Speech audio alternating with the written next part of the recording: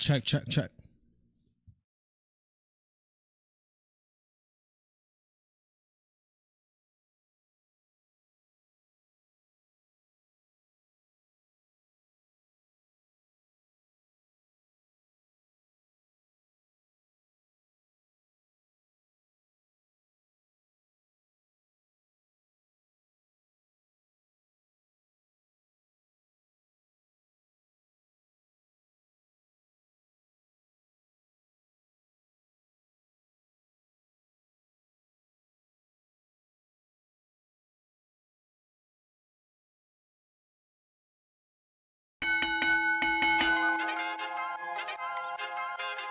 I'm the best ever. I'm Sonny Liston. I'm Jack Dempsey. There's no one like me. I'm from Nairclaw. There's no one that can match me. Yo, bounce guy, go off. I'd like to take this chance to apologize to absolutely nobody. The double champ does what the he wants. Wilder's in a world of trouble, closing seconds. Can he weather the storm here in the third round? And the ball is superlative.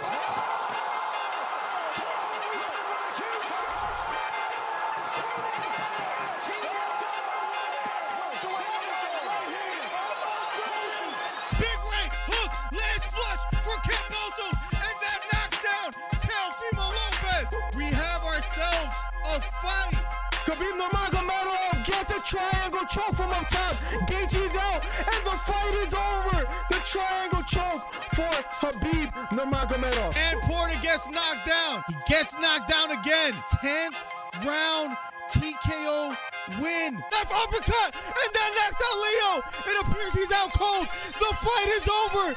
It was a counter left uppercut, and just like that, what a left uppercut. I did not see that coming, ladies and gentlemen. I will have to admit, what a fight. Nice celebration for a 3K video. I don't know, man. To hit 3,000 subscribers in like Right hook to the body for Campbell. Left hook to the body for Garcia. And that knocked down Campbell. It was a left hook to the body. Campbell on the ground. The count is on. Can he make his way up? It appears he can't get up. Campbell on the ground. Trying to stand up. And the fight is over. Ryan Garcia with a 7th round knockdown. What a performance. Guys, if you haven't hit the subscribe button, we're trying to get to 3,000 subscribers. Do me a favor. Hit the subscribe button. Hit the thumbs up. We're trying to do record numbers today. Ryan Garcia tearing up and crying. What a performance for Ryan Garcia.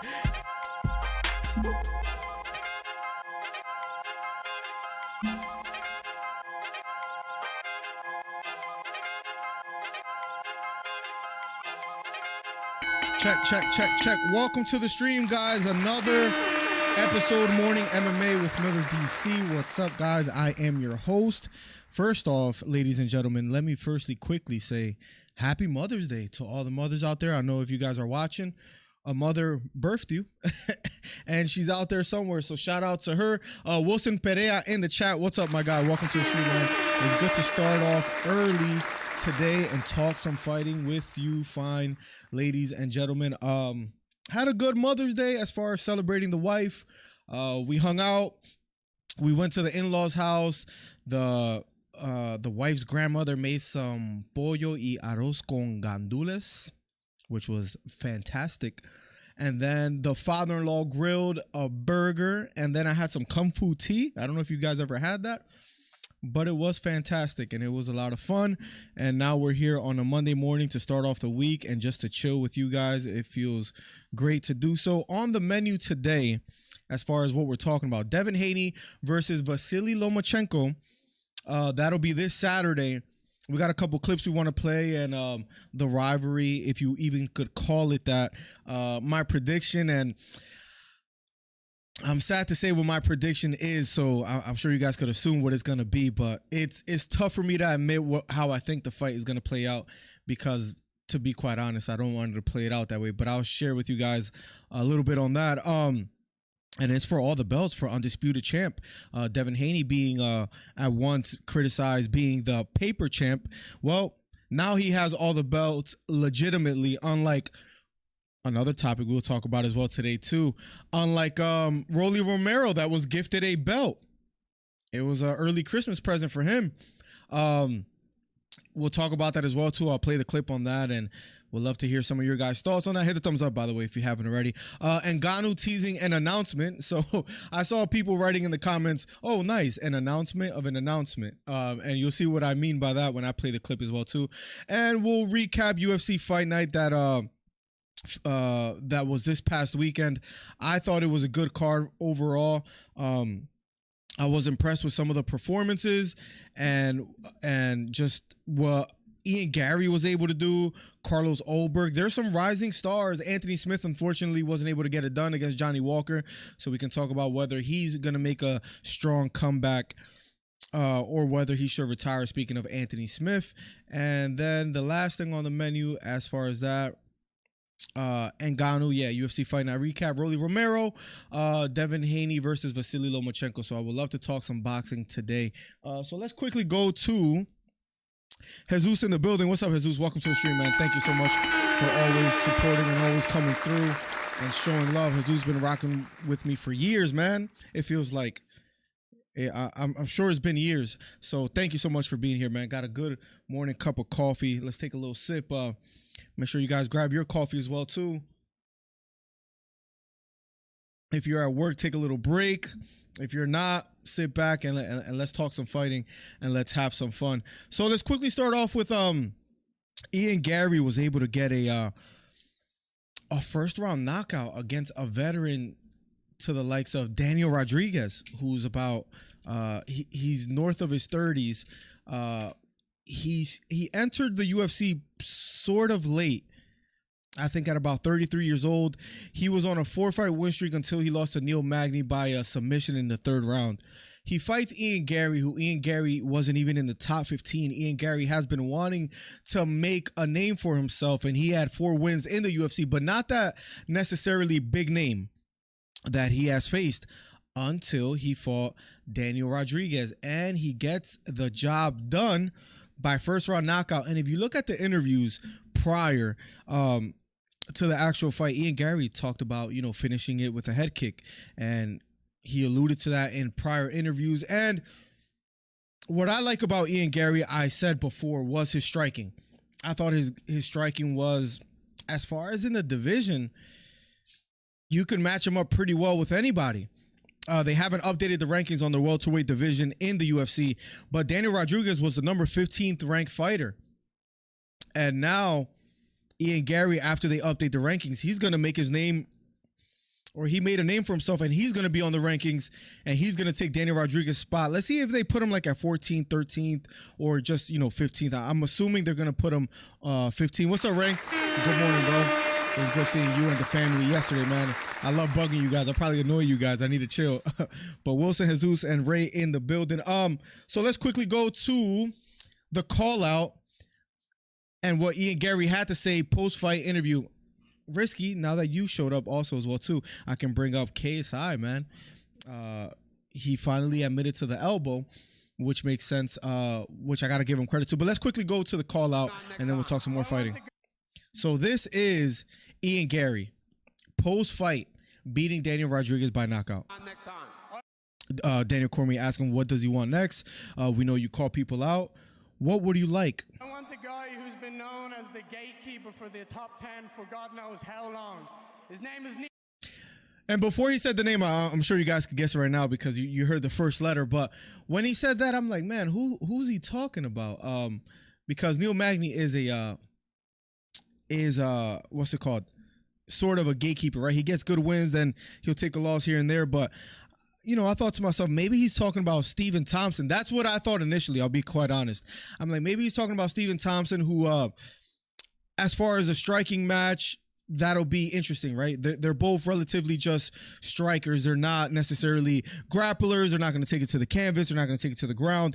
I thought he was mentioning Stephen Thompson, but the gatekeeper for the top 10 for God knows how long. His name is Neil Magny. I want you next. I'm going to knock you out.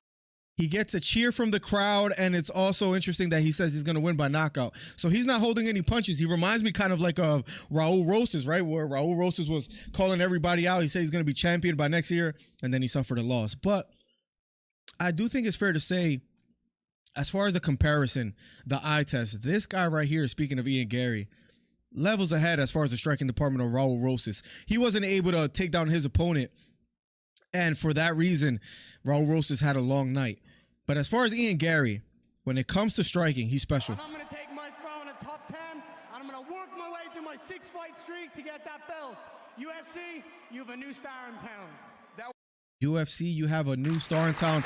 Also quite interesting as well, too, that we could bring up about Ian Garry is one of my favorite things to do is read comments on what people are saying about the fighters after a win.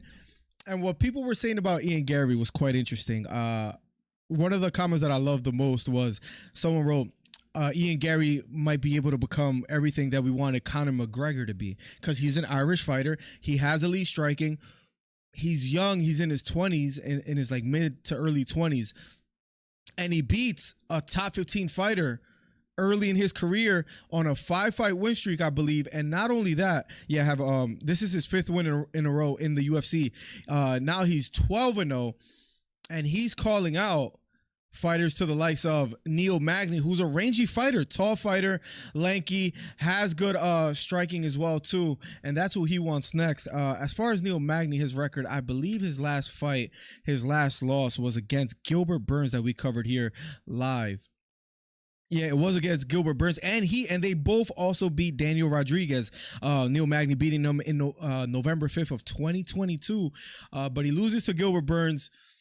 He's supposed to have Phil Rowe next in June 24, but maybe Ian Garry could wait out. Maybe that's the best option for him. But nonetheless, Ian Garry gets the job done if we could replay it one more time.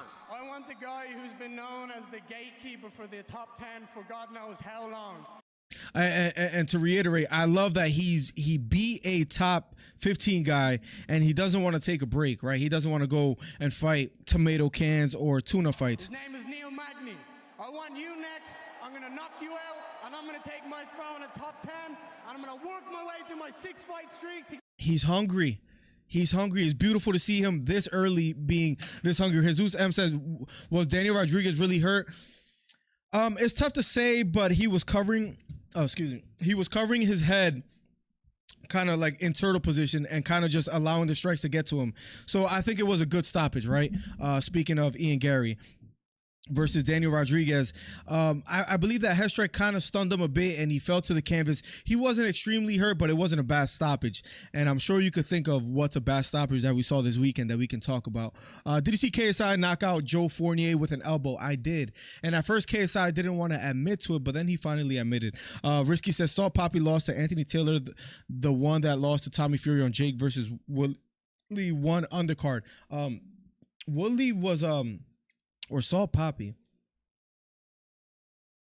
A lot of people were high on him as far as being a YouTube sensation as far as a boxer. So for him to lose is quite surprising. Garry versus Shavkat, who wins?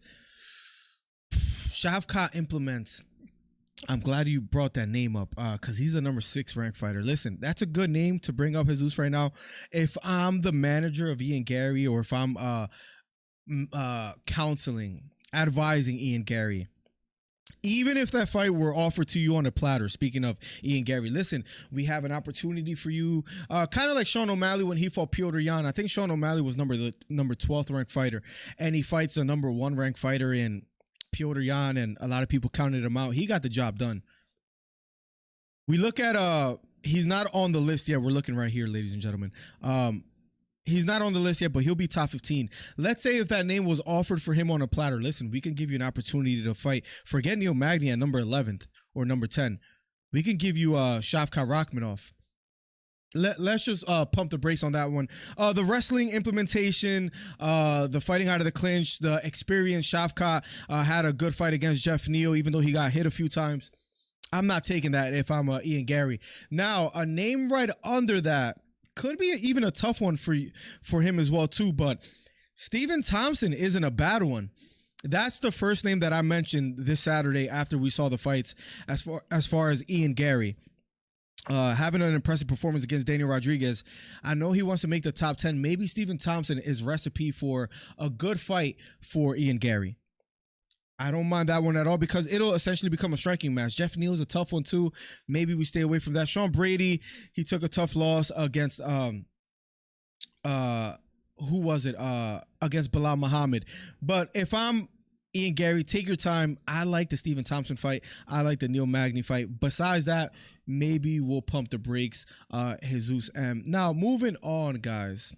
But I just want to give credit to Ian Garry. I'm high on him. As far as a prospect that's making his name and making his way up the ranks, I like that name a lot. Another name also as well too is right here, Carlos Ulberg, who got the win, the knockout win in the first round. So a few first round knockout victories on Saturday.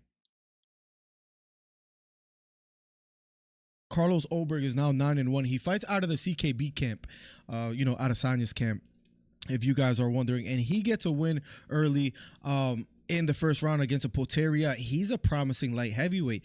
And if we look at the rankings and if we want to match make for him as well too, Johnny Walker just got a win, but he's ranked number 7th. I don't think he's going to get someone that high in the rankings. There's a Jimmy Crew, there's a Khalil Roundtree, Justin Jacoby. Ryan Spann might be a little bit too dangerous for him this early in his career, so we might have to pump the brakes on that. But he also had an impressive win. And you're seeing these new fighters climb up the ranks early in their careers. Carlos Ulberg, Ian Garry, these mid-20s fighters in the light heavyweight division, in the welterweight division, that's climbing up the ranks. But another impressive win by him. But he's a little bit wet behind the ears, you could tell as well too. He looks pretty big for his division. Speaking of Carlos Ulberg, I remember looking at his height and reach compared to Johnny Walker's, and I think it's just a few inches, like 2 to 3 inches, and about 2 inches shorter. UFC doesn't care about losses, so won't carefully match Garry. Yeah, when it comes to Garry, Neil Magny coming off a loss. Even if he did lose to Shavkat Rakhmonov, they can still push Ian Garry. So I see what you're saying by that as well too. Even if Garry loses, they can still, somewhat promote him. And listen, a question for you guys is Ian Garry the next big star in the welterweight division? The welterweight division, besides interesting topic to talk about, and we're looking at the rankings now. Let's slow down and talk about this before we go on to our next topic.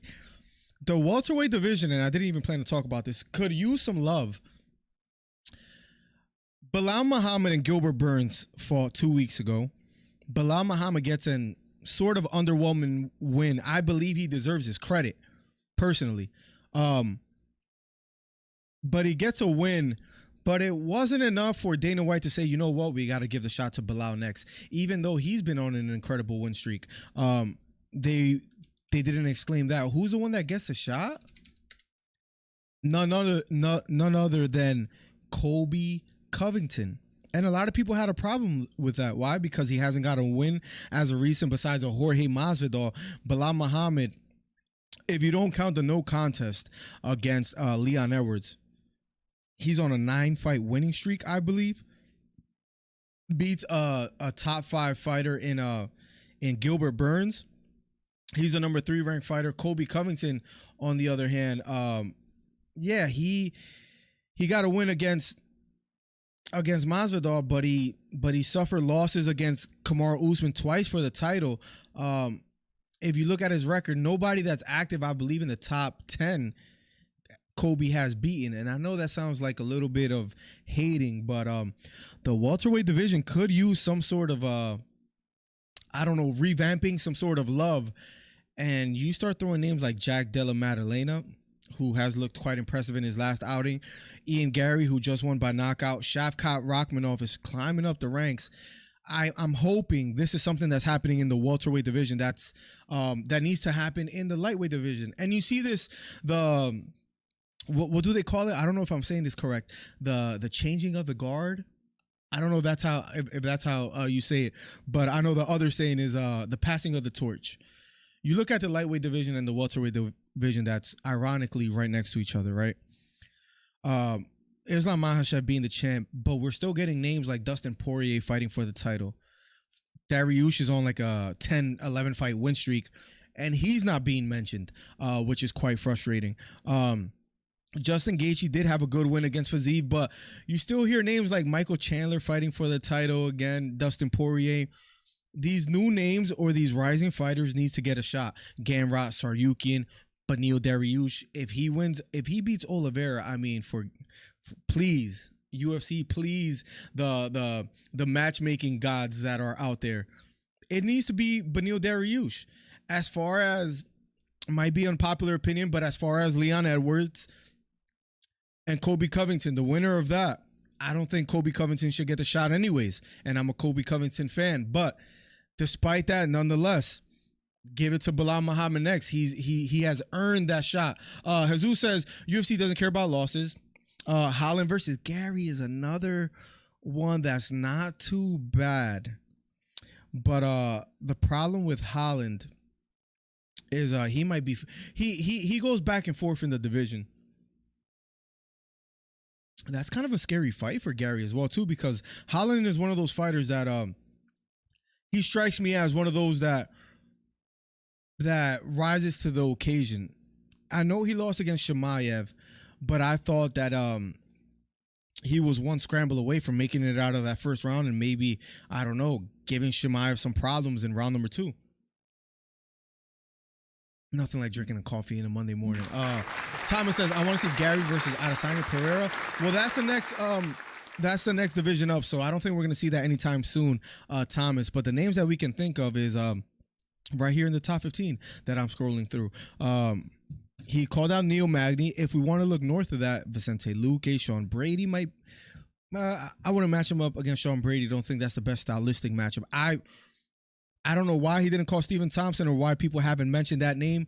I personally like the Stephen Thompson matchup more than anything in the world.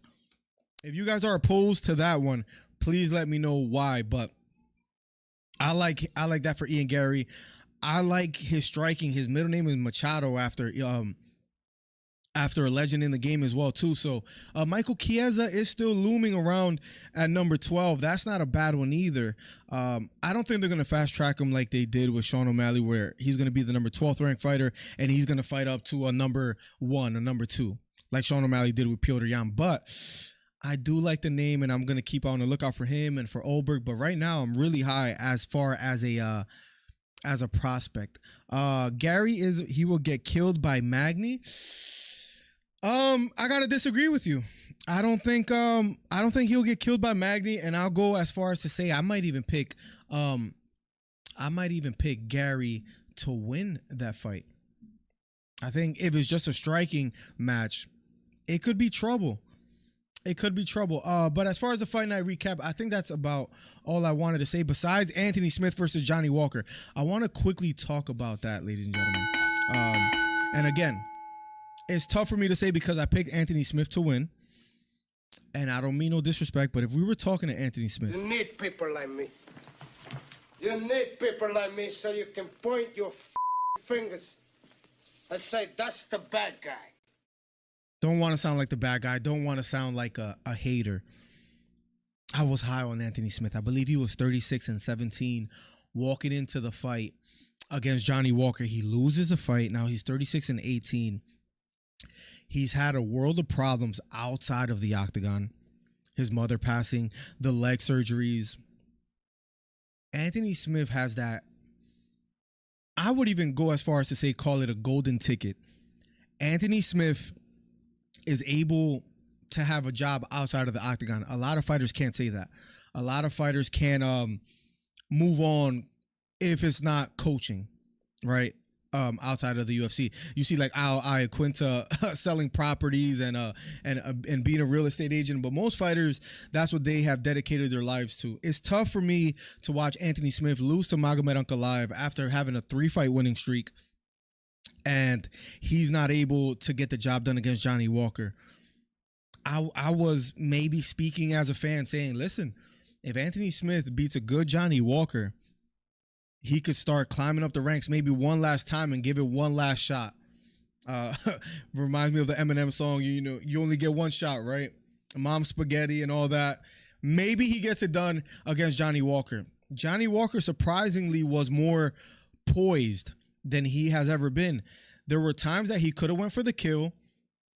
Johnny Walker's somewhat reckless in the octagon, right? We could admit he's not the most he is one of the most physically gifted fighters as far as his height, his reach, his power, his ability to mix it up. Johnny Walker's problem has always been his decision making in the octagon, right? Where he would get caught. And now one of his biggest problems as well too is his chin. Heading into that Anthony Smith fight, where he has got touched up by Corey Anderson and got hurt, got knocked out. He got touched up against Jamal Hill, got knocked out. There are qualities about Johnny Walker where now there's question marks, right? He was supposed to be the next John Jones. He was supposed to fight John Jones, is what people were alluding to.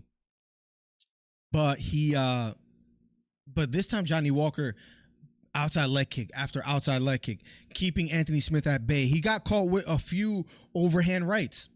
Speaking of Johnny Walker, took him somewhat well. Speaking of Johnny Walker, but he didn't necessarily put himself out there to get knocked out or make huge mistakes. He still looked loose in there and comfortable, but I did see a more patient, I guess an older, more patient Johnny Walker. I'm interested to see what he does next. He went into the stands and started talking trash to Jamal Hill, where I would say, let's pump the brakes. I could say so much about Jamal Hill. I think he's underestimated and underrated, even as a champion, where a lot of people feel that Haney is the rightful heir of the throne, of the title. I think Jamal Hill, what he did against Glover Teixeira, stopping takedowns, and how great he looked. I think he's one of those fighters that, let me pump the brakes out, and I know I'm giving you guys kind of like a whole soliloquy on the light heavyweight division. Hear me out. Jamal Hill, in a sense, and I feel strongly about this, reminds me sort of John Jones. Just hear me out. No disrespect on Henry, but that's the way it's. I don't mean. By that I mean naturally comfortable in the octagon, a gifted athlete. I know he's not necessarily huge for the division the way John Jones was at the time, but he just strikes me as one of those quick learners. John Jones, he will beat you at your own game.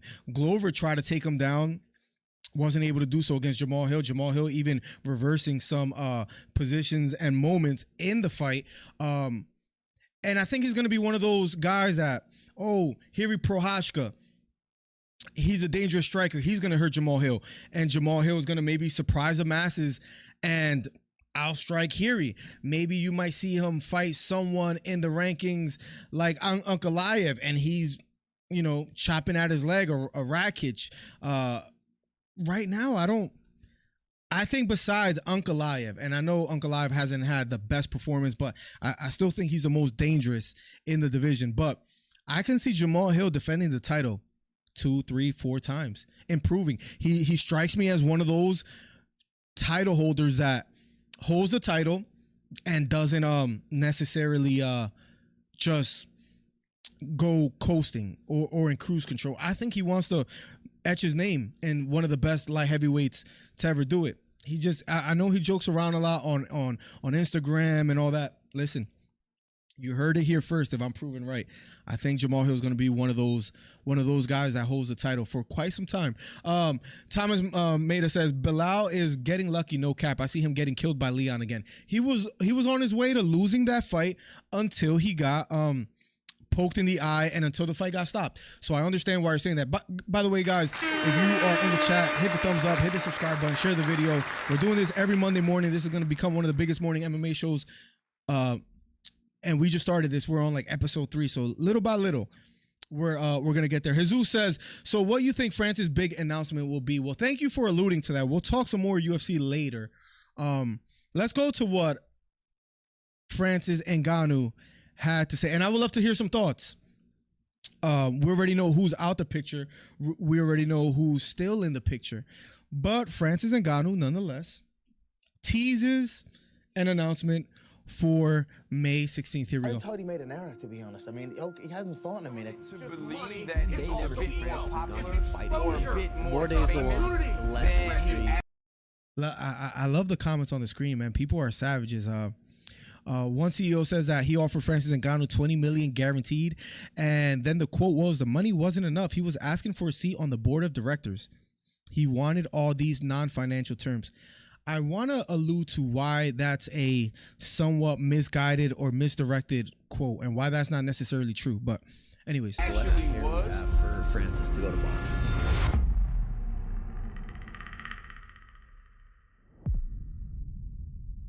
no words, and leaves a date on the screen. Back to what I was saying. More days go on. The money wasn't enough. He was asking for a seat on the board of directors. He wanted all these non-financial terms. I have seen Ngannou say himself that he wasn't demanding these things, and it is something that the media is running with, that are not necessarily quoting him correctly. It wasn't like he was saying, "I need also a seat on the board of directors." He understands that that's not necessarily the most possible or negotiating term that could be met, but he wants somewhat of a voice. He wants his opponents to get a certain amount of pay. The quote on the bottom says, Dan Rafael basically said the same as I did. If Ngannou went to an A-list boxing heavyweight and said, "Let's do a low floor, high ceiling deal," I think he'd have a dance partner. He's going into these talks like he's the A side. And Ngannou isn't bringing what McGregor did to the table. McGregor brought himself and the entire UFC global marketing PR apparatus. And Ngannou is a man alone on an island when it comes to boxing. He has options in MMA. I've seen countless videos on this as well too, where the biggest and maybe I could bring this up, the biggest criticism that you hear about Francis Ngannou is he fumbled the bag. He fumbled the bag, right? And he's aware of this. He even posted it himself. I think it's this one right here. Just out here fumbling the bag. I mean, the guy just left the UFC not too long ago. So why all this criticism? I've changed my tune sort of on Francis Ngannou. People feel that he has fumbled the bag, and I'll admit, if it's fumbling the bag because his next fight is not going to be a boxer and he isn't going to get a major payday, I'm with you. I understand. Maybe he did. It appears that Tyson Fury already is going to have a fight. Usyk, it appears that he's going to be booked soon. Joshua and Wilder, it looks like it's going to be closed soon as well too. So those fights are out of the window, where I thought that Wilder fight might have been the best thing for him, best option as far as payday. I have a funny feeling, man, and I know a lot of people don't like Ngannou's reasoning or his approach. I have a funny feeling that he doesn't necessarily care about the money as much as we might exclaim, right? Or as much as we're speaking about it. It seems like he wanted the freedom that the UFC says they promote, but he can't wear his own sponsors. He couldn't fight outside of the organization, which I understand, and do boxing. But now when it comes to the May 16th and what's going to be announced, to answer your question, Jesus, I think it's going to be, unsurprisingly, the PFL. And again, another criticism. There is a lot of negatives in this picture. They don't have anybody over there that's a huge name. And this is the trouble that Ngannou could be running into. You see Daniel Cormier, you see it right here, says Francis Ngannou should bite the bullet, return to the UFC. Obviously, that's not going to happen. But when you think of opponents outside of the UFC, when you think of the name that Ngannou has, being arguably the greatest heavyweight alive in the world right now in mixed martial arts, the most dangerous man, am I a little worried for his career? A little bit. Is he gonna be all right? Will Ngannou? What's a poll that we could make? Or actually, I want to bring this one up because that'll be our next topic. But as far as Ngannou, I see the people rushing him, but I understand why he's not necessarily jumping the gun. Am I optimistic on his career? I think it could still work out. Francis needs to stay active to stay relevant, says Jesus. Let me cool. Let me cool, got that done. I agree. His last fight, speaking of Francis Ngannou, let me see the exact date, was January 22nd, 2022. It's been a while. It's been over a year. And what if we tread into the time frame that it's 2 years, 2.5 years that he hasn't fought? I wonder, and I know we're thinking out loud, I don't know if he believes that he'll sell over 150 to 200K no matter who his opponent is. And that's my fear for him, because if it's not someone in the UFC like John Jones or any huge name, it gets a little scary for him. Who out there? I thought the best option for him was a Deontay Wilder or Anthony Joshua to make the big bucks, right? But does he sell south of 100K if it's not a big name? You saw Wilder versus Helenius, I think was like 60 to 80K. It's not the easiest to be a pay-per-view attraction if you don't have that dance partner. I think Gervonta Davis is the face of the lightweight division, right? But if it's not Ryan Garcia, let me be quite honest. If it's not Ryan Garcia, he doesn't sell the pay-per-view numbers that he sold, right? Every pay-per-view before that was around in the mid 200 range, right? So all that to say, it does matter who Francis Ngannou's next opponent is. And and if you guys have some suggestions on how he could surprise the masses and maybe still come out of this winning, like what's a win? I would ask you guys in the chat, what's a win for Francis Ngannou if he makes a certain, like, X amount of money? What is that number? If it's an opponent, what is that opponent? What do you think is a win? Or him leaving the UFC, do you think is just downhill and is not going to be a positive? Horizon fan says, what's a good betting website? I appreciate you for asking, because I didn't plan to say this, but I could tell you right now, I'll put it on the screen. My bookie, promo code DC Miller. I make all my bets over there too. Of course, I have a promo code, so it's a little bit selfish for me to mention them as well. But you could double your deposit bonus and get some free money to bet with by betting on my bookie. Pretty simple process as well too. You go over there, you make a username. You could use Bitcoin or cryptocurrency to deposit money over there. So didn't mean to give you guys a quick commercial spiel, but there you go, Horizon. Thank you for asking. Now, let's move on. We can circle back if you guys want to give me some ideas on Ngannou and what is the best option for him, or if it's too late. I'm still a little bit optimistic, I'll be quite honest. There's a great video on how Ngannou has been sort of dragged through the media and is maybe undeserving. And I'll try to post a link on that towards the end. But let's move on to a topic that I can't wait to talk about as well too. And that is Lomachenko versus Devin Haney. I see the votes is 50-50 right now in the chat. We're going to talk about Devin Haney versus Lomachenko in a second. But first, quickly, let's read what Jesus has to say. He says, a win is he lands the Fury and Wilder shots and makes $30 million each fight and gives excellent performance. What a win. I know 30 million is up there. But let me bring this to you, Jesus, because I think this is a win. And let me know if you can meet me halfway. Let me know if you can meet me halfway. I think a win is 12 million against one of those fighters if the boxing matches is still on the table.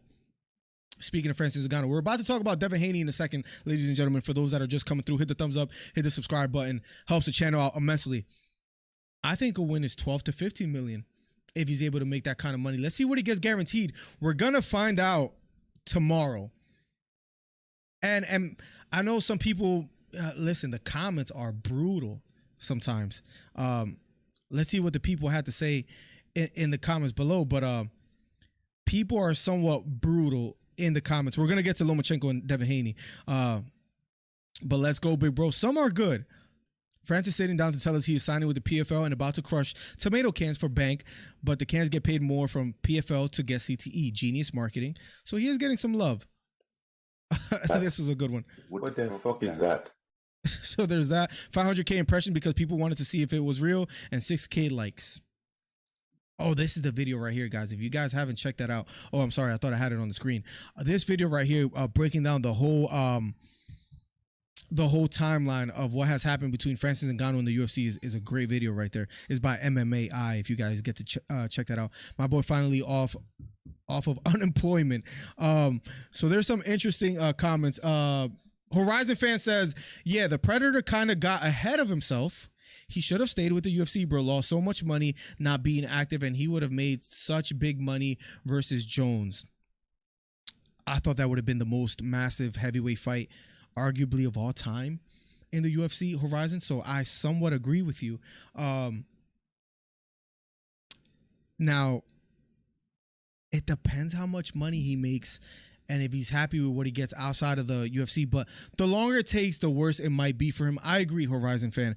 But the Predator still might be able to go, speaking of the Predator, he still might be able to sign a big deal. And it appears that if he signs with the PFL, he might still be able to do things outside of the PFL and get some boxing matches. If it's with Bellator, he could do Bellator and do some Showtime boxing if there's some heavyweights mentioned. There's trolls like this that says, we do not care, or I'm here to tell you right now, we don't care. There are some savages of fans that are UFC fanboys, and they don't want to see them anywhere but the UFC. So we're gonna find out tomorrow.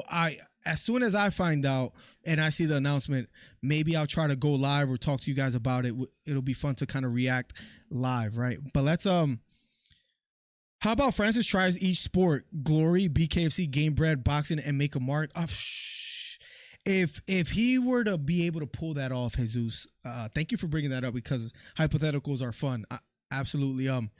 Imagine he does one of these contracts, even though it's not going to happen, right? Because the BKFC says they're out of it. ONE FC says they're out of it.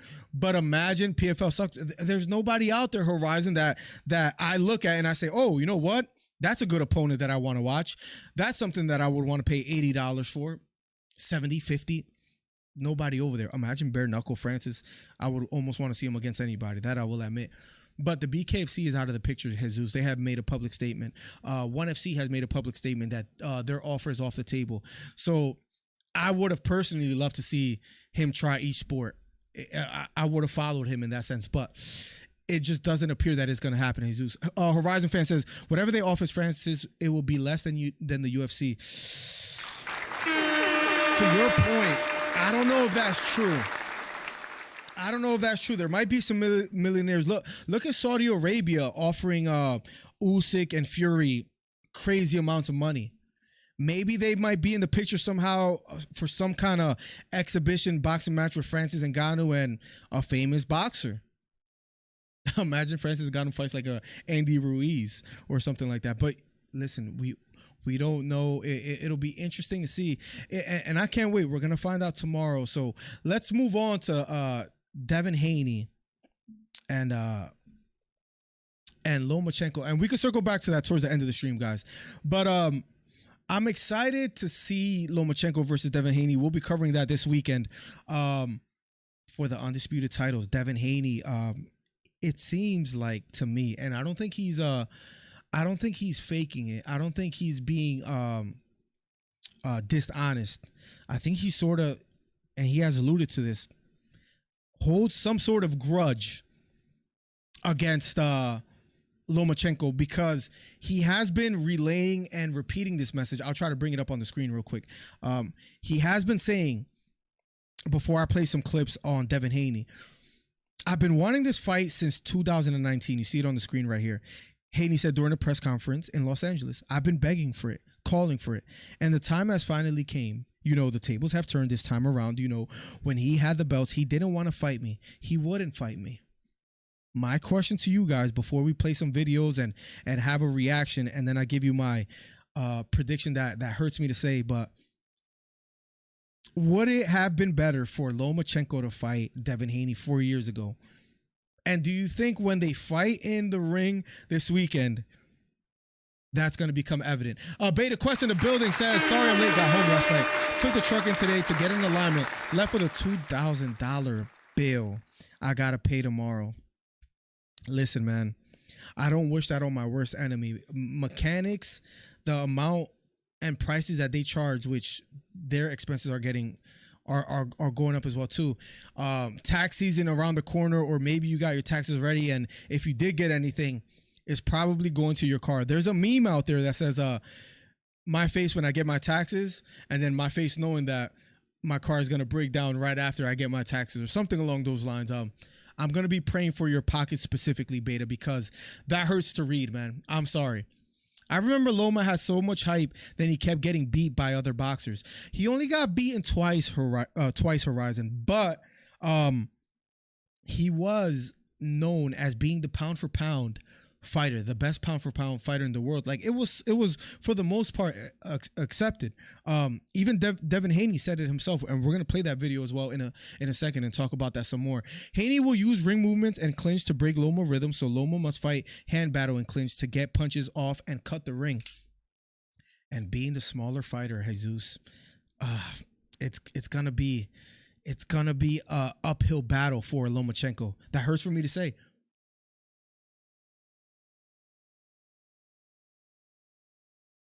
I actually had that link up last night when I was doing some research for today's podcast.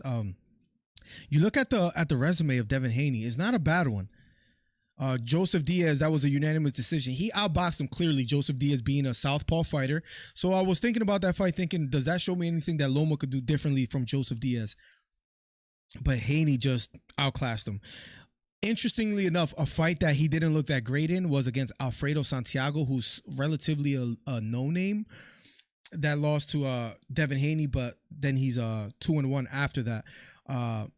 Haney didn't look the best, but Alfredo is a taller fighter. He was 5'11", so maybe that created some problems for Devin Haney. George Kambosos, he went to George Kambosos' backyard and took all the belts. And not only did it once, he did it twice. Guys, hit the thumbs up, share the video, helps the channel out immensely. He did it twice. Haney has forced my hand, and I hate admitting this to people like Beta Quest and Von Blue. Haney has made me somewhat of a fan because it is a little ballsy, brave, respectable for him to go to, fly all the way overseas to go to Australia. I believe he was having problems with Bill Haney being in attendance as well too, and a whole mess of that. And he beat, and at the time, I believe Kambosos was an undefeated fighter, and he had that famous win against Teofimo Lopez where he was an underdog. Devin Haney goes over there, takes all the belts. You got to give him credit. Beats Linares, beats Jojo Diaz for all the titles and becomes undisputed. Beats Kambosos twice. I want to shake your hand. I'll allow it. Whoa! GK Beta Quest, the Gifted King. And he gives a membership to my guy, none other than T, that has been coming through and has found the channel recently as well too. So thank you so much, Beta. Thank you, man. I owe Beta a check at this point. I wish I could cover your alignment thing, man. That's, bro, I'm telling you, I have to take my Hyundai Santa Fe. I don't know if I should be giving that information out like that, but I got to take. You ever put something off because you're scared of the bill that you're going to get, Beta? I've been putting that off for a while, but I'm going to drop off the car probably this week, and I'm scared to see what I'm going to be charged. Thank you so much for the gift of membership, Beta. And we're going to keep going over their records, Horizon. Beta says, that being said, shout out to the viewers who showed up to the Monday show. #1 commentary channel on YouTube and on the way to being the best fight game live stream podcast. Yes, listen, when we cover Devin Haney versus Lomachenko, we're going to give the best commentating. Nobody does it quite like us. If we can make this Monday morning thing a thing, I can't wait. Devin Haney looks like Sugar Ray. Speaking of Sugar Ray, you saw now they calling Shakur Stevenson another Sugar as well too. But he's 29-0, Horizon, 15 knockouts. My man says, Horizon says he looks like Sugar Ray. feel like Sugar Ray, speaking of Leonard, has had some bad takes as of recent in what he says. Listen, he has some good names on his resume. Vasyl Lomachenko, he suffered 2 losses. Vasyl famously said recently, I feel like I never lost. The Sean O'Malley thing. Listen, I don't get mad at fighters that say they feel like they never lost anymore. You almost need that sort of delusion, right? In order to make it that high up the ranks. I respect it. Conor McGregor has alluded to like the delusion thing. Lomachenko, only 2 losses, but he was at one point a few years back known as a pound-for-pound best fighter in the world. Payday. Let's go. Payday. I didn't know that. Let's go, my man, Steve Williams with the 26.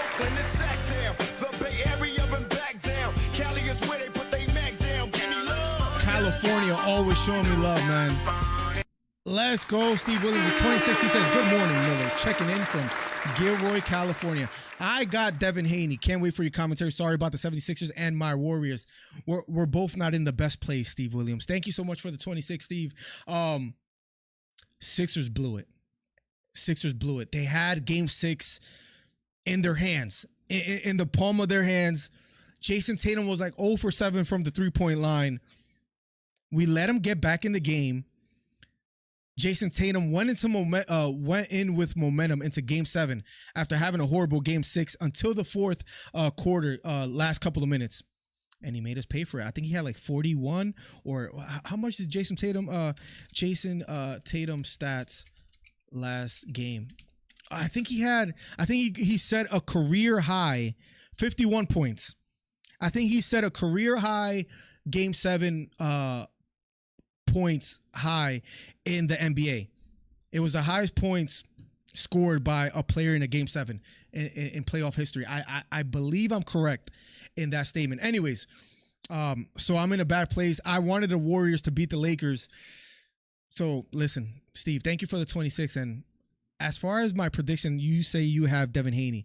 We'll talk about that in a second too, but I hate my prediction, but I got to be consistent. I got to take my feelings out of it, just like I didn't do with Anthony Smith versus Johnny Walker.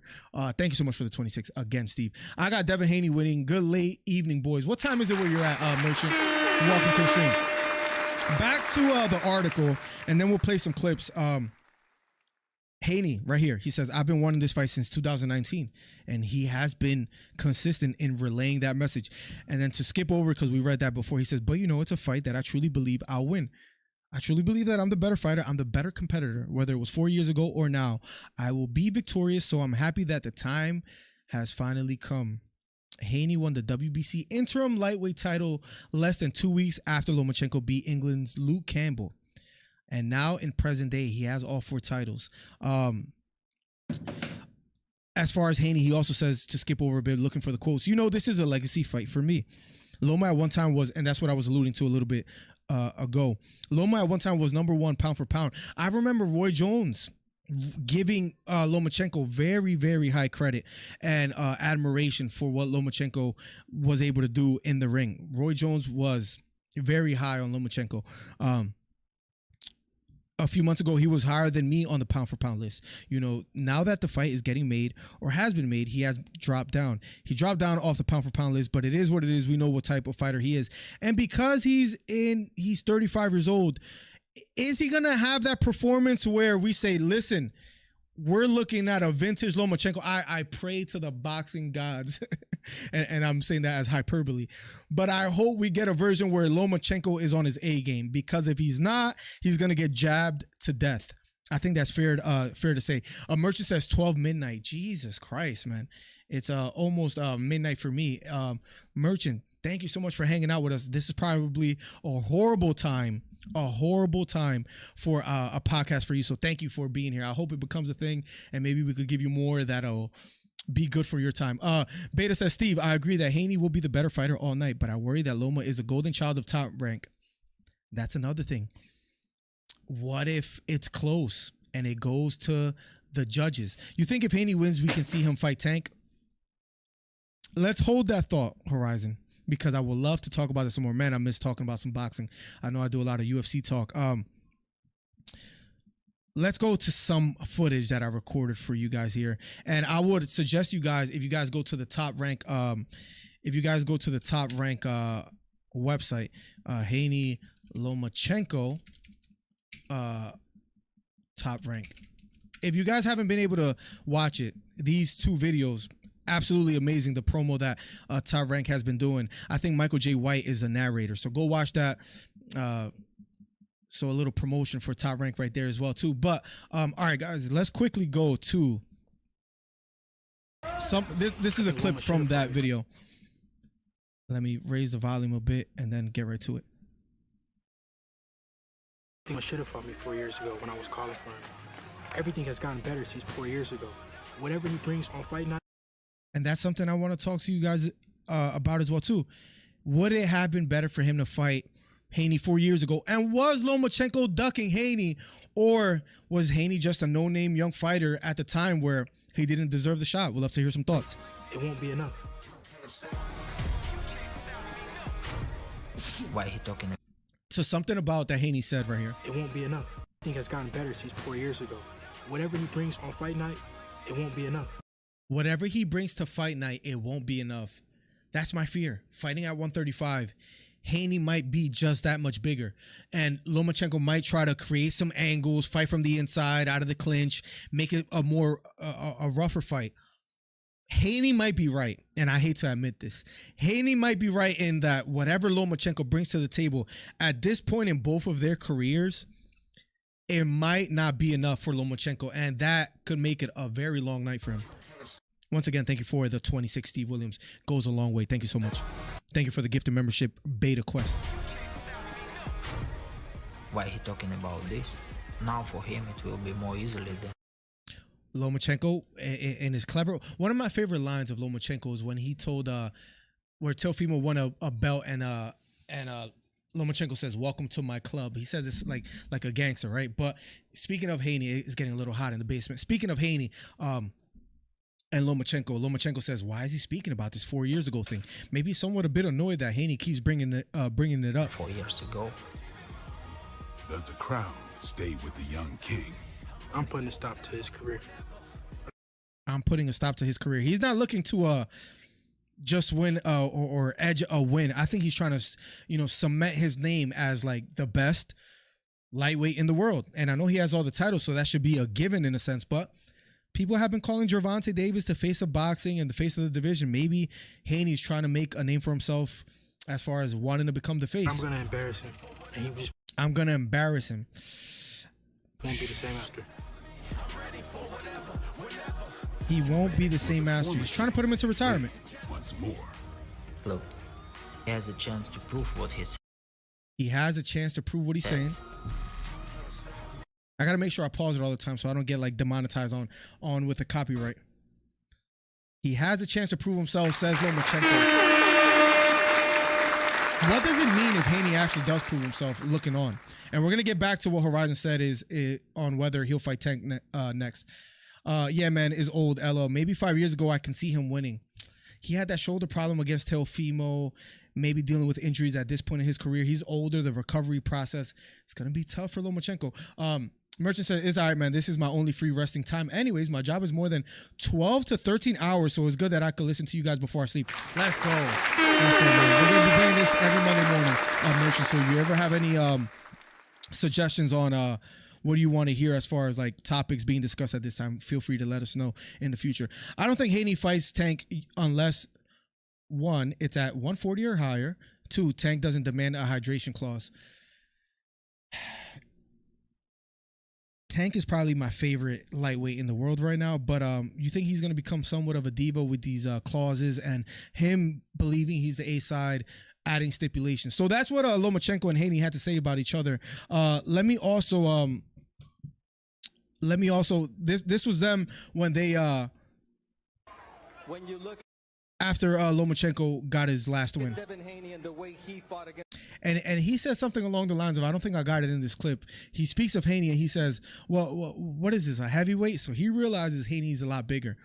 I don't know if that plays into the mind or into him fearing that Haney's going to be a problem. But George Kambosos in his 2 fights, what did you see?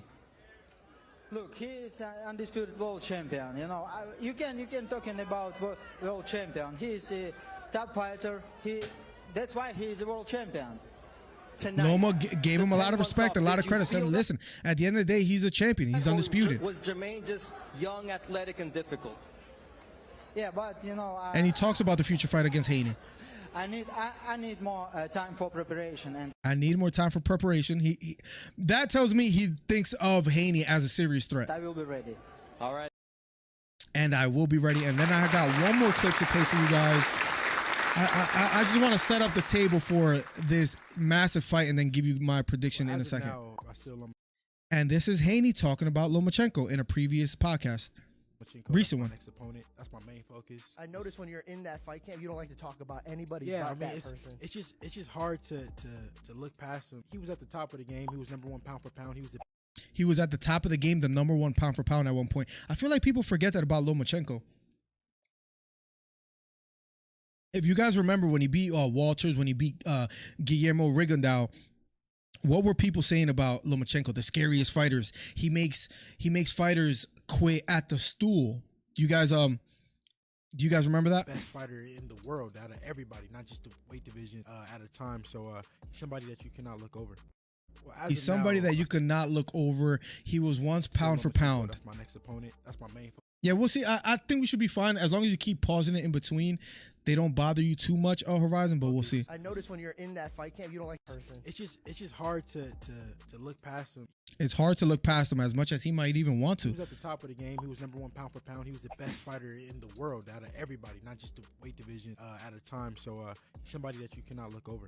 Not the best at 126, not the best at 130. He was viewed as pound for pound, one of the, if not the best fighter in the world. Let's catch up with chat before we give our predictions, and then we'll talk about that right now. I think it's a duck. You can say you were chasing greatness, and sure, it's Mauricio Suleiman's fault for creating the avenue. So Loma didn't have to fight Haney, but in the old days, he would have to.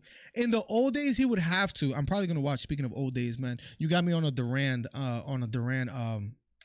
what's it called, train of watching his fights. I saw the Iran Barkley fight. I think the next one I have to watch is Hagler versus Duran. I'm in like round number 3. But anyways, back in the old days, yeah, you probably would have had to fight him. But is that Lomachenko ducking, or is that Suleiman's? Is that Top Rank? Is that his camp not making that fight for him? Maybe he wanted him. They forget that because the hype train died. It died with a loss against Teofimo Lopez, which was a pretty close fight. I thought it was closer than people give it credit for. I know that could maybe make me sound like a big Lomachenko fan because I keep speaking of Lomachenko in high esteem. They forgot that because the hype train died. I think it's a duck. Listen, let's talk about the nitty-gritty and let's talk about Lomachenko and Devin Haney. My final prediction for this fight, I was thinking about this a lot yesterday. As I was drinking coffee, and I drank coffee like around 6 at the in-laws house. So I came home to the basement and was just looking at some footage, some interviews, trying to get a grasp of how bullfighters feel heading into this fight. At the end of the day, not to sound too simplistic, at the end of the day,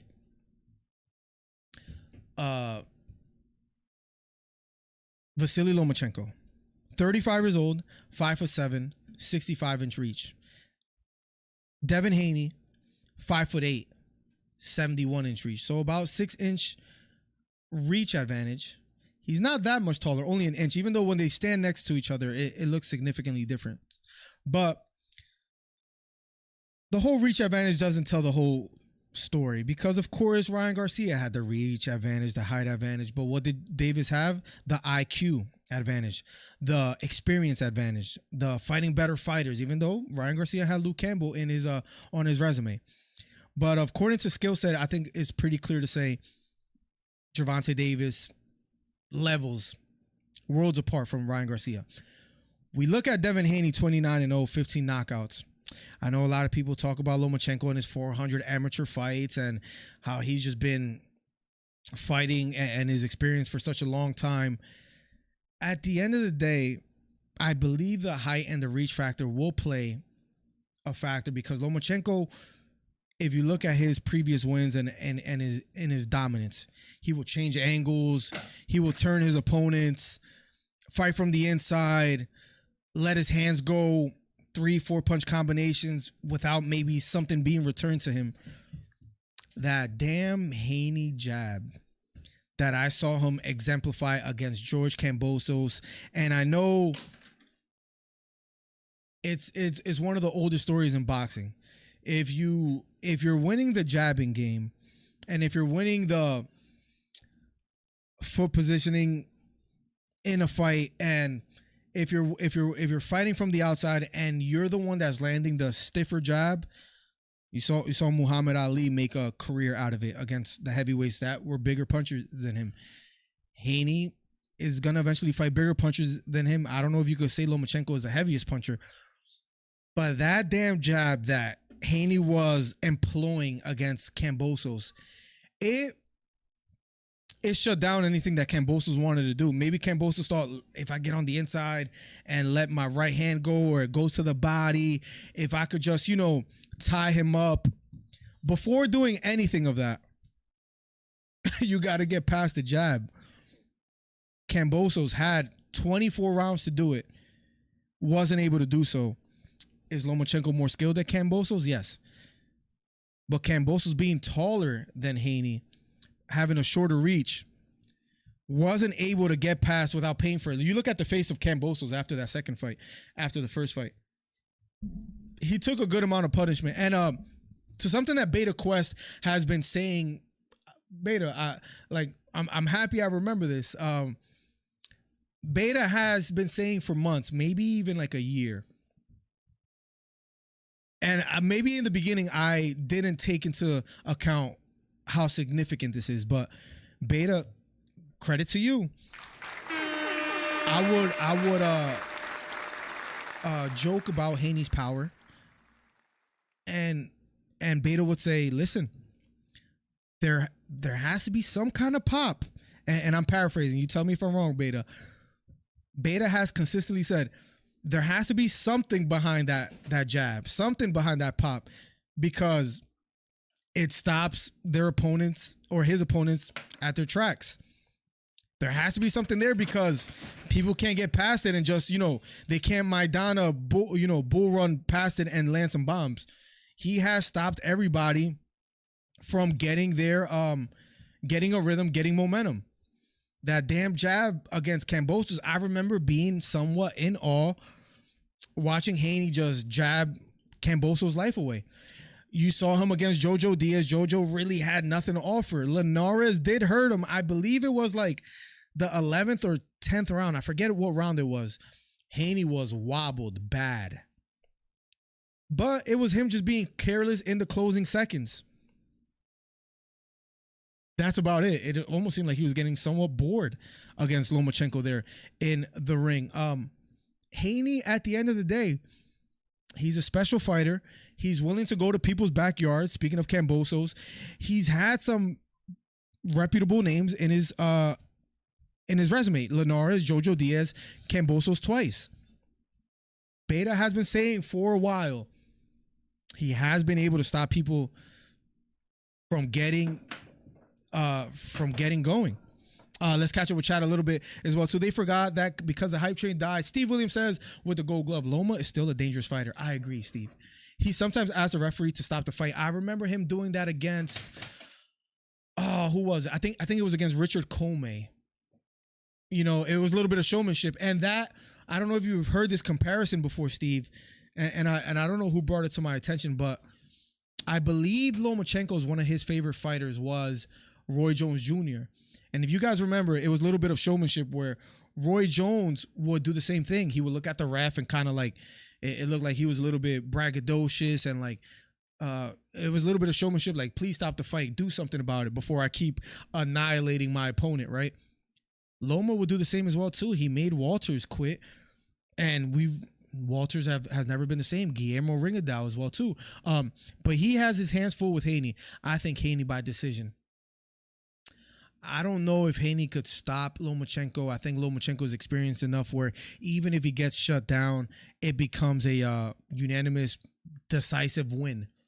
So, all that to say, as far as predictions wise, I'm with you on this one, Steve Williams. I think Haney, at this point in his career, maybe in hindsight, it would have been better for Lomachenko to fight Haney back then when Lomachenko was a little bit younger, a little bit more experienced. At this point in their careers, it's going to be interesting to see if Lomachenko could stop the momentum, the rhythm, the jab of a Devin Haney.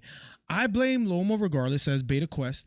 He could have silenced the duck talk years ago after the Teo loss.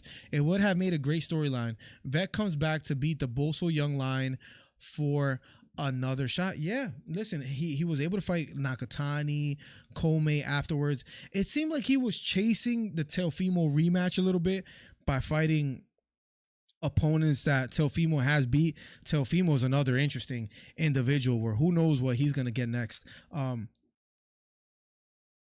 He has to get past Josh Taylor, and I might pick Josh Taylor to get that win. Teofimo doesn't look mentally all the way there, to be quite honest. Ryan has a good jab, but never spams it. I don't know why. He tried to rough up Gervonta Davis in the second round, and he paid for it, Horizon. He doesn't have the worst jab. He does keep his chin up, but it was a little bit frustrating. That it was just a bad. It was a bad game plan in hindsight, and that's easy for us to say, right? I know that we were separated a few weeks away from that fight, but and he separated from Joe Goosen. Speaking of separation, Garcia is not going to be in the Joe Goosen camp anymore. I don't know if he's going to try to go back to Eddie Reynoso. Surprisingly enough, I saw a 2-hour interview with Reynoso with Marco's babyface assassin Barrero, where Eddie Reynoso was saying Ryan Garcia is one of the toughest, or he's a great kid, great guy, but he was what was the word he used? He was the toughest pugilist that he has had to train, because he was always like in front of the cameras and doing a lot for the cameras instead of like being a gym rat. He was criticized of that as well too. That was a recent interview. I believe that interview was made about 10 days ago, Horizon. So Ryan Garcia he's going to move up to 140. Maybe the rehydration clause had a little bit to do with him not being able to take that liver shot, but I agree. In hindsight, wasn't the best game plan. Loma by split robbery. Unfortunately. All right. I can see Haney. All right. Let's talk about this before we get out of here. I think it's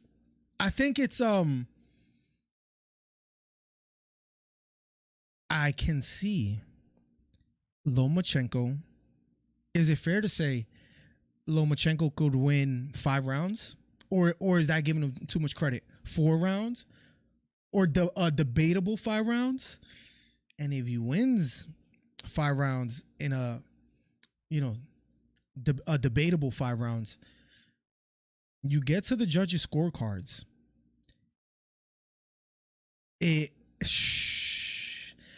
Your split robbery decision, I am gonna take a quick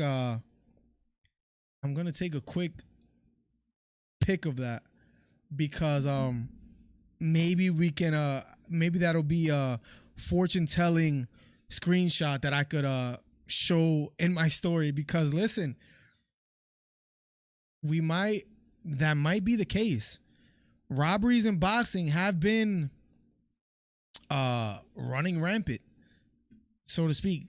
Look what happened this weekend, where Romero, it appears he was losing the fight. He got knocked down against Barroso. Look at this stoppage. Most punches missing. Like Tony Weeks, legendary ref. What was he doing? I don't know. That left hook missed over the top. Barroso, you see the instant smile. Surprise, as if like, you see the corner right back there. Like, what the hell is going on? He was ahead in the fight with a knockdown. Rolly with the weird flex, but he did admit that fight was stopped a little bit early. Boxing, has never failed to surprise me in decisions. The recent one that we saw, the Valenzuela versus Chris Colbert, I thought Valenzuela won that fight pretty clearly, and they gave the decision to Chris Colbert, who's in Al Heyman's camp. Beta Quest might, at the end of the day, be correct. We need to ask 999 about this. Yeah, I heard Ryan is hard to train with. He talks a good game, and I don't mean to sound hateful about Ryan Garcia. Again, I am somewhat hesitant to speak about this because it sounds like I'm a little bit overcritical, but at the end of the day, Ryan Garcia is saying he was going to leave it all out there. Ryan Garcia saying he's focused, he's going to hurt Davis. Davis is too small. For him to lose in the way he did, not getting back up until the 10 seconds, and then he immediately got back up, it just put a bad taste personally in my mouth. Some people hate that, oh, you can't call him a quitter. Have you ever been hit with a liver shot? And all these criticisms, right? To me, Canelo himself says, we're fighters. We have to get back up. So it's not just for me. There's other fighters as well, too, that have criticized Ryan Garcia as far as his work ethic outside of the ring and then him not getting up inside the ring. Again, the writing was on the wall. I would not dispute that. The writing was on the wall that, Horizon fan, you asked for a betting website. If you ever do use my bookie, please let me know if you use my promo code and all that. I got to see if I could maybe get sponsored for the Lomachenko Haney fight. Maybe don't use it yet and wait till I get another sponsor stream. So we'll see. Anyways, listen, his work ethic hasn't looked the strongest outside of the ring, and then the way he stopped, it was just a little bit distasteful to my liking. Beta Quest says, I see Loma winning 4, but still getting 8 of them from the judges. Listen, all he might need is 4, and the judges give him 7. Split decision. Win for 150. I could see like 115, 113s for Lomachenko. What was that thing about the mole in the camp? Oh, you never seen that video? This should be easy to find.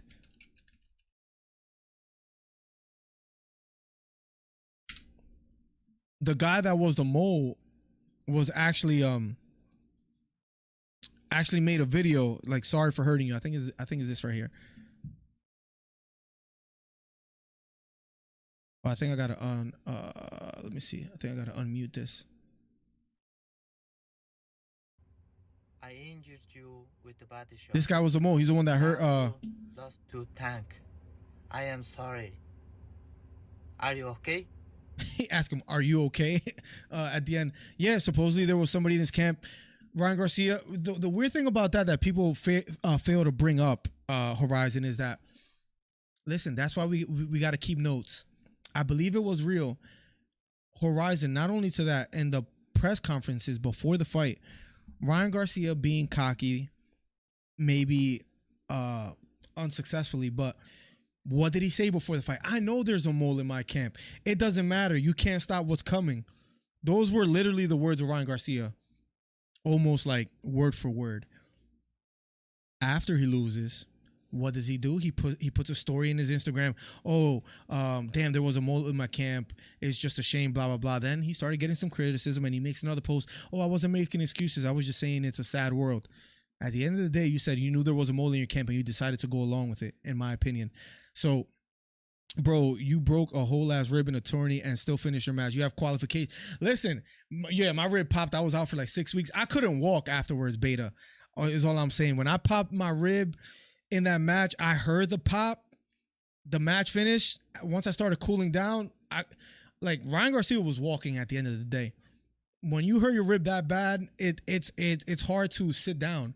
You need to like hold on to something. If you sneeze, from experience of anybody that popped a rib before, if you sneeze, it hurts.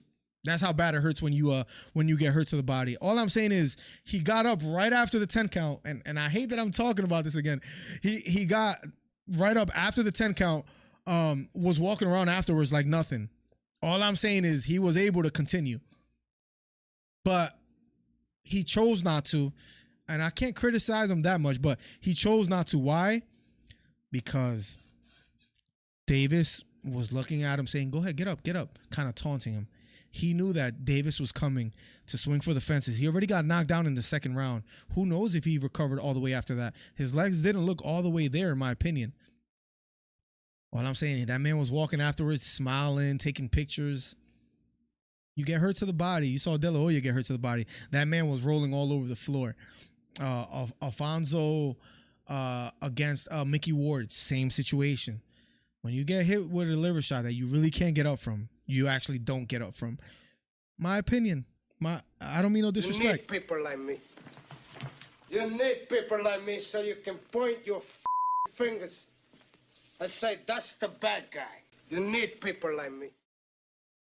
So, guys, I believe we covered almost anything. If there's almost everything, I'm sorry. If there's anything else that you guys want to talk about, I went over all the topics. The Devin Haney versus Vasyl Lomachenko. My final prediction is a decision, maybe a split decision for Devin Haney, but you never know.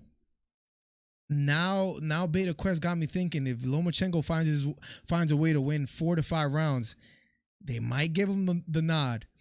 So we'll be covering that this weekend. This weekend is my mom's birthday in Jersey. So I'm going to maybe get on like around 11 p.m. I'm going to be on late. I'm sorry. It's the mom's birthday, and we're going to celebrate it or whatever. So after this weekend, I'm probably going to be home like around 11 p.m. I think the card starts around 10 p.m. We're going to be on a little late, but we will be live covering that fight. Did Ryan ever respond? What comes around goes around. Tank will go down by a liver shot. You think so, Horizon? I mean, if Devin Haney gets the win or Lomachenko, it'll be nice to get that fight. I don't know. We haven't really talked about who Tank gets next and who he should fight next. I hope he gets a big name in the lightweight division, but also too, who knows how long Tank is going to be able to make 135, because he's had his troubles before. Remember the Anderson Silva leg break saga? He was never the same afterwards. Him losing to Weidman in the way that he did, just by playing around too much and having his hands low, was quite tough to see. What's up, Mike Dornan, the DC Fight Club member? What's up, my guy? Thank you for being here. Once again, thank you, Beta, for the gifted membership. That goes a long way. Steve Williams with the $26, and then some members coming through in the chat. Thank you guys so much. You could become a member today. Helps the channel out immensely, helps us keep growing. We are now live every Monday morning at 10:30 a.m. I talked about mostly everything I wanted to. If there's anything else that you guys want to bring up, please let me know before we get out of here. I'm going to start working on some content once we do get off. Let's quickly see while you guys while we hang out a few minutes before we get out of here. Let's see what Bad Left Hook has on the news as far as boxing. That was pathetic. The Rolly Romero stoppage. He gets gifted. It's crazy because he wins a world title via robbery, and he got knocked down. And he says he wants to revamp the 140 division, but to win a title in that fashion is just, in my opinion, just tough. It's not something that I'm necessarily wanting to give someone credit for. And you heard the commentating. The beautiful thing they did, and I believe they say it live as well too.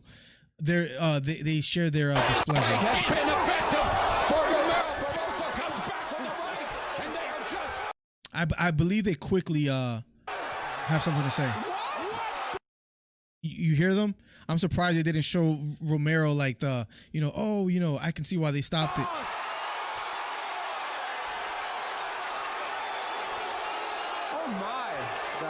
You hear Bernstein? Fun fact for you, Beta Quest. It was Bernstein that was commentating Barkley versus Duran. Just a little fun fact for you. Oh my goodness. Give Abuelo the rematch. The man is 40 going on like 67. 20 weeks, and I gotta say it. Week stoppage here tonight. A week stoppage here tonight. Credit to them for being honest. Credit to them. And let's see who Canelo gets next as well, too, because I just saw him ranking May 8th. Is Canelo declining? Tank Davis. Let's see what they got here. Let's just freestyle a little bit before we get off on another successful live show. Monday mornings, 10:30, one of my favorite things to do now. And I think the more we get consistent, the more viewers, the more love we get. Thank you guys for the ongoing support. Let's see what we have at super middleweight. Man, do you guys think we'll ever get the Canelo versus Benavidez fight? Because Canelo, he doesn't really talk about it in a fashion that it seems like he actually wants that fight. I don't know if he's ducking Benavidez. It just seems like he wants Bivol in that rematch, but Bivol might give him the work again. The crowd's reaction tells you a lot. Listen. He won a world title like that. I don't mean to sound hateful, but almost anybody could become a world champion if they get gifted like that. I don't mean no disrespect on Henry, but that's the way it is. Takes balls to go into the ring, but I'm just saying, man. Did you cover the KSI elbow? No, I did not. I saw the elbow. I saw Risky brought it up earlier, and I also saw that KSI admitted that it was an elbow, which was pretty crazy. We do got to cover some celebrity boxing more. Is he 40 like Dominican minor leagues players are 18? Says I forget. Let's see real quick. Rolando Romero. I wonder if they're gonna dispute it or anything, but this man is 40 years old. When is his birth date? Does it show it on here? I don't see it right now, but he's from Venezuela, 40 years old, man. And he's suffered 3 KO losses, now a 4th one, right? Or a 3rd one. Suffered 4 losses, but now a 3rd one just because he got stopped early. And he knocked down Rolly early as well too. I don't know if it was like round 4 or 5. Do they say it here? I don't believe they do. Sometimes they do. Back to the rankings. Yeah, the whole KSI thing was a mess. Saw Poppy losing as well too. Caleb Plant, man, one of my favorite fighters in the super middleweight division. I have to be quite honest. Even though he lost against Benavidez, man, if he was able to pull it off, he just didn't have enough to like. His tank was gone, and Benavidez was just like a truck, man, starting to apply the pressure. I'm just enjoying looking at the rankings real quick to see what else. Well, Janibek with a crazy win as well too recently. Gennady Golovkin in the middleweight division at the top there. Junior middleweight, Jermel Charlo, Tszyu, Castaño arguably won that first fight. Terrence Crawford and Errol Spence. Every week I see a video, speaking of Spence and Crawford. It looks like they're going to be closing a deal. Another interesting suggestions that I could give you guys. Errol Spence was on an interview with his girlfriend, and he opened up quite a bit. Is on the rocks with AO, I guess, 148K views. So she interviewed him, and it wasn't a bad interview. It was a pretty good one. He was opening up about life and what he does on a daily and stuff, and the Terrence Crawford situation, and what was his favorite win. I think he says it was Kell Brook. Interesting interview as well too. But if you guys are looking for more boxing content before we get out of here, Top Rank with the promotions. Let's see what else we have. Junior welterweight, Regis Prograis. I wouldn't mind seeing him against a Gervonta Tank Davis. I remember us talking about that before as well too. But Taylor is fighting Teofimo. Let's see lightweight. Devin Haney, Gervonta. Maybe we could get them one day. Shakur Stevenson making his. I think that's the one that gives Gervonta the most trouble. Shakur. That's another option as well too. Shavkat Rakhimov, almost sounds like Rakhimov at the UFC.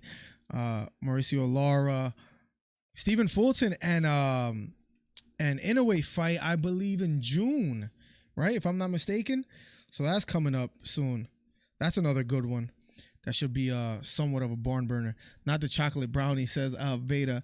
KSI should join the UFC, bro. Does not know how to box. He hit him with a clean elbow. It was actually it sucks because he was on his way to win, right?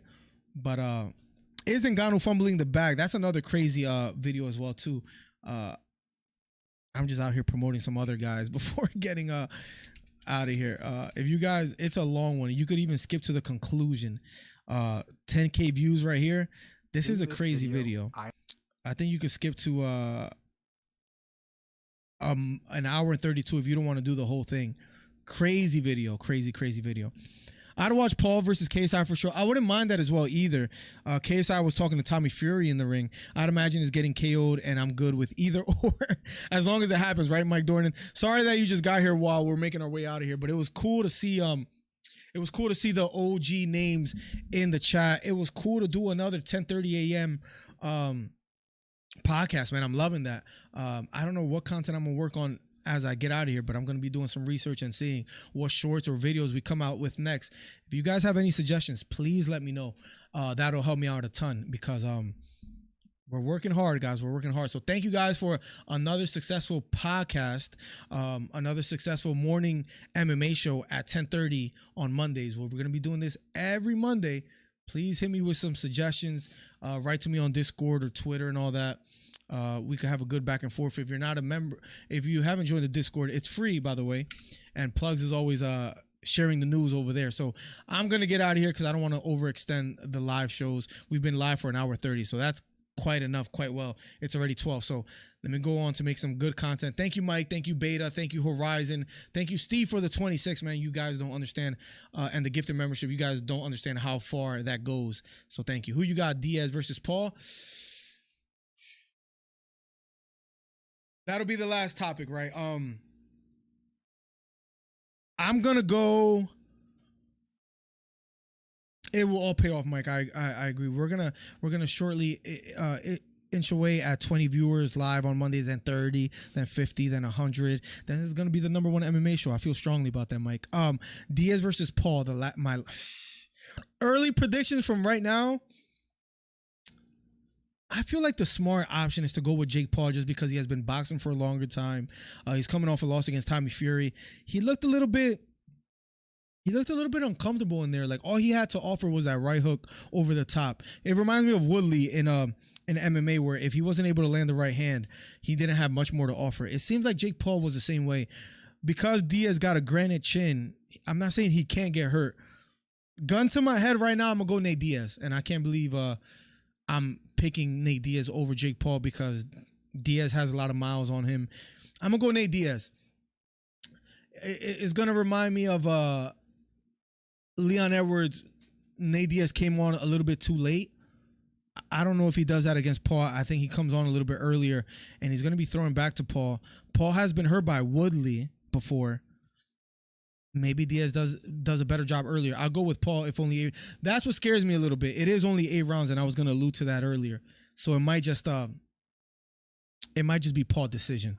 But Paul, I don't know if Paul's breathing. Weird analysis. Because Paul's wet behind the ears, so to speak, where it just seems like he gets tired pretty early, where Diaz doesn't get tired at all ever, right?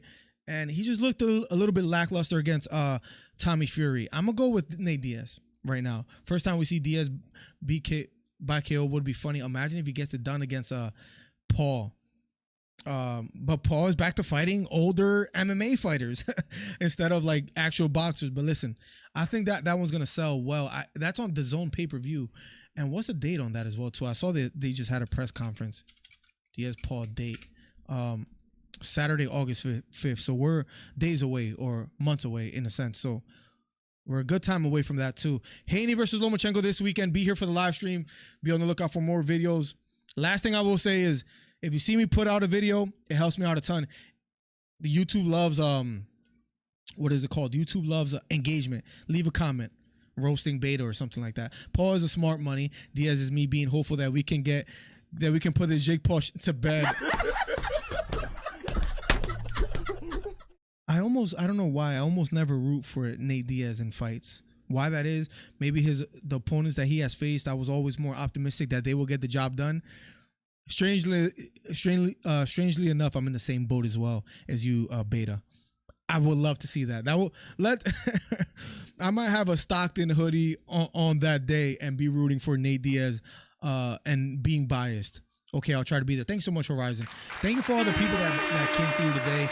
We do have a Discord. Join over there. This is the IG, the Twitter, just self-promoting, and the membership. Thank you so much. Every Monday, guys, we have gotten to a 4-day work week. Maybe we'll eventually get to a 3-day work week. Thanks so much for the ongoing support. The Breakfast Club is so funny. What did they say? We're about to steal their name and have that name as well, Horizon. Thank you so much for the support. I'm going to get out of here. We've been live for an hour and a half. God bless. Good night. I'm so used to saying that. God bless and good rest of your day. I'll see you guys soon. #1 commentary channel on YouTube. Now Monday morning, 10:30 every Monday. God bless. Have a good rest of your day. See you soon. Thank you for the support. Peace. I'm the best ever. I'm Sonny Liston. I'm Jack Dempsey. There's no one like me. I'm from Nairclaw. There's no one that can match me. Yo, bounce guy, go off.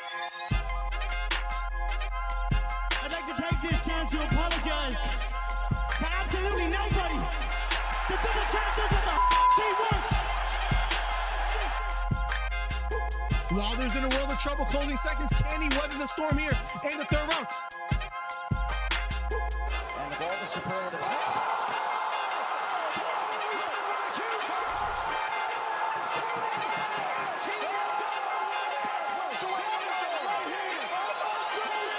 Big right hook, lands flush for Cambosos, and that knocks down Teofimo Lopez. We have ourselves a fight. Khabib Nurmagomedov gets a triangle choke from up top. Gaethje's out, and the fight is over. The triangle choke for Khabib Nurmagomedov. And Porter gets knocked down. He gets knocked down again. 10th round TKO win. Left uppercut, and then knocks out Leo. It appears he's out cold. The fight is over. It was a counter left uppercut, and just like that, what a left uppercut. I did not see that coming, ladies and gentlemen. I will have to admit, what a fight. Nice celebration for a 3K video. I don't know, man. To hit 3,000 subscribers and like right hook to the body for Campbell. Left hook to the body for Garcia. And that knocked down Campbell. It was a left hook to the body. Campbell on the ground. The count is on. Can he make his way up? It appears he can't get up. Campbell on the ground. Trying to stand up. And the fight is over. Ryan Garcia with a 7th round knockdown. What a performance. Guys, if you haven't, hit the subscribe button. We're trying to get to 3,000 subscribers. Do me a favor. Hit the subscribe button. Hit the thumbs up. We're trying to do record numbers today. Ryan Garcia tearing up and crying. What a performance for Ryan Garcia.